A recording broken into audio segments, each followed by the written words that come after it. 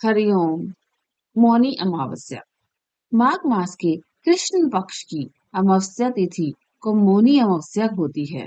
मौनी अमावस्या को माघी अमावस्या भी कहते हैं। मान्यता है कि मौनी अमावस्या के दिन मनु ऋषि का जन्म हुआ था। धार्मिक मान्यताओं के अनुसार मौनी अमावस्या के दिन गंगा नदी का जल अमृत के समान होता है। इसमें स्नान करने से सभी पाप मिट जाते हैं, निरोगी काया प्राप्त होती है और मृत्यु के बाद मोक्ष की प्राप्ति होती है। इस तिथि को मौनी अमावस्या कहा जाता है क्योंकि इस दिन लोग मौन व्रत रखते हैं, यानी कि व्रती इस दिन चुप रहते हैं और विशेष तपस्या एवं पूजन करते हैं। इस साल मौनी अमावस्या 9 फरवरी 2024 की है। आइए अब मैं आपको मौनी अमावस्या की कथा सुनाती हूँ। मौनी अमावस्या की पौराणिक कथा के अनुसार कांचीपुरी में एक ब्राह्मण रहता था।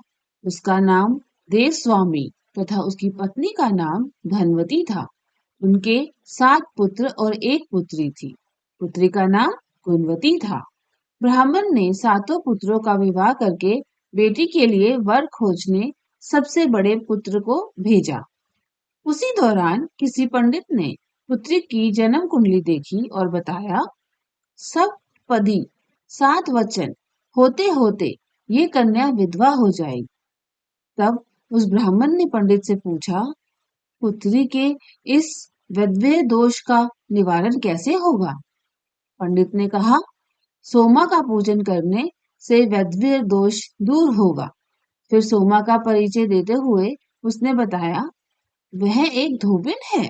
उसका निवास स्थान सिंहल द्वीप है। उसे जैसे तैसे प्रसन्न करो और गुणवती के विवाह से पूर्व उसे यहाँ बुला लो। तब देव स्वामी का सबसे छोटा लड़का बहन को अपने साथ लेकर सिंहल द्वीप जाने के लिए सागर तट पर चला गया। सागर पार करने की चिंता में दोनों एक वृक्ष की छाया में बैठ गए। उस पेड़ पर एक घोंसले में गिद्ध का परिवार रहता था। उस समय घोंसले में सिर्फ गिद्ध के बच्चे थे। गिद्ध के बच्चे भाई बहन के क्रियाकलापों को देख रहे थे। सायंकाल के समय उन बच्चों की माँ आई तो उन्होंने भोजन नहीं किया। वह अपनी माँ से बोले, नीचे 2 प्राणी सुबह से भूखे प्यासे बैठे हैं।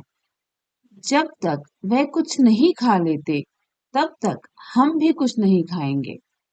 तब दया और ममता के वशीभूत गिद्ध माता उनके पास आई और बोली, मैंने अपनी इच्छाओं को जान लिया है।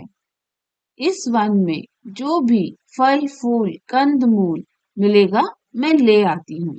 आप भोजन कर लीजिए। मैं प्रातःकाल आपको सागर पार कराकर सिंहल द्वीप की सीमा के पास पहुंचा दूंगी। और वह दोनों भाई बहन माता की सहायता से सोमा के यहाँ जा पहुंचे। वह नित्य प्रातः उठकर सोमा का घर झाड़ कर लीप देते थे। एक दिन सोमा ने अपनी बहुओं से पूछा, हमारे घर कौन बहुराता है, कौन लीपता पोपता है?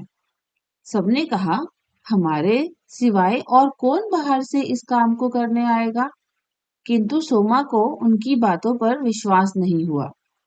एक दिन उसने रहस्य जानना चाहा। वह सारी रात जागी और सब कुछ प्रत्यक्ष देखकर जान गई।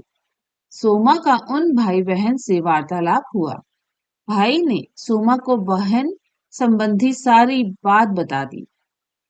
सोमा ने उनकी श्रम, साधना तथा सेवा से प्रसन्न होकर उचित समय पर उनके घर पहुंचने का वचन देकर कन्या के वैधव्य दोष निवारण का आश्वासन दे दिया।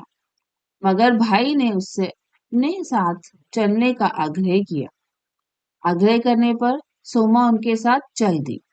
चलते समय सोमा ने बहुओं से कहा, मेरी अनुपस्थिति में यदि किसी का देहांत हो जाए तो उसके शरीर को नष्ट मत करना, मेरा इंतजार करना। और फिर सोमा भाई बहन के साथ कांचीपुरी पहुंच गई।